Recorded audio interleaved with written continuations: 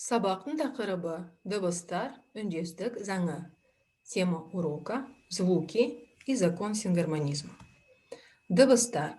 Қазақ әліпбиі орыс графикасына негізделген. Қазақ әліпбиінде 42 әріп бар. 15 дауысты, 25 дауыссыз дыбыс, айыру және жіңішкелік белгісі.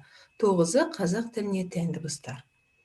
Казахский алфавит основан на русской графике. Всего у нас 42 буквы, 15 гласных, 25 согласных, твердый и мягкий знак, а также 9 из 42 звуков – это специфические звуки казахского языка. Давайте познакомимся с специфическими звуками. Әже – бабушка. Сәңлі – младшая сестра для девушек. Жаңыя – семья. Өзім, я сам или я сама. Іні – младший брат. Үй – дом.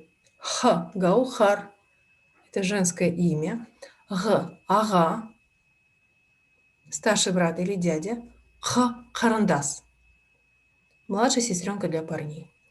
Некоторые ученые выделяют звук как 10-й специфический звук, потому что в отличие от русского звука он читается более бегло.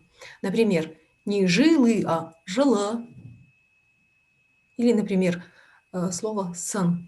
Не сын, а сын. Читается более кратко. Дауысты дыбыстар, гласные звуки.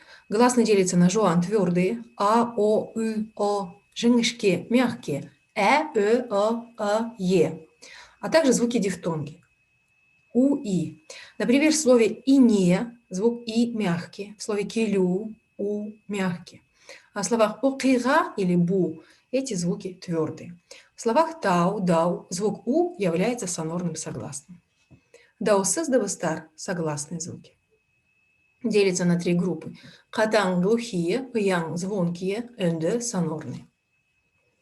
Начнем с сонорных. Сонорные проще запомнить словом русским рулим. Р, У, Л и краткое М, Н и Н. Н носовое. Катан глухие. Здесь произношение больше шипения, например, К, П, Т. И ян звонкие. Здесь больше звука. Б, В, Г, Д в произношении. По этому принципу вы можете их различать. Для чего это нужно? Это нужно для того, чтобы понимать, что такое закон сингармонизма. А закон сингармонизма нам нужен для того, чтобы правильно писать и правильно присоединять окончания. Закон сингармонизма на казахском звучит как үндестік заңы. Допустим, рассмотрим слово карандас. У нас если первый слог, допустим, содержит твердую гласную, то и последующие гласные в этом слове твердые. Смотрите, слово карандас. А. Заметьте, здесь пишется буква К с петелькой, потому что эта буковка всегда пишется с твердыми гласными. Теперь присоединяем окончание множественности. Здесь у нас вообще варианты есть ларлер, дардер или тартер. В нашем случае слово карандас закончилось на «с» глухую, и окончание также начнется на глухую «тар». Почему тар, а не тер? Потому что последний слог смотрим карандас, а твердый гласный, поэтому окончание также твердое. Или, например, слово кущелер. Е мягкий гласный, поэтому окончание берется тоже мягкое. Лер. Все слово полностью мягкое. Бывают у нас исключения из закона сингармонизма, например, сложные слова, такие как Екібастұз, это название города Екібастұз, или Көкшетау, допустим. Также слова заимствованные из арабского языка. Допустим, слово мухаллим – учитель, ктаб – книга, хазар – сейчас.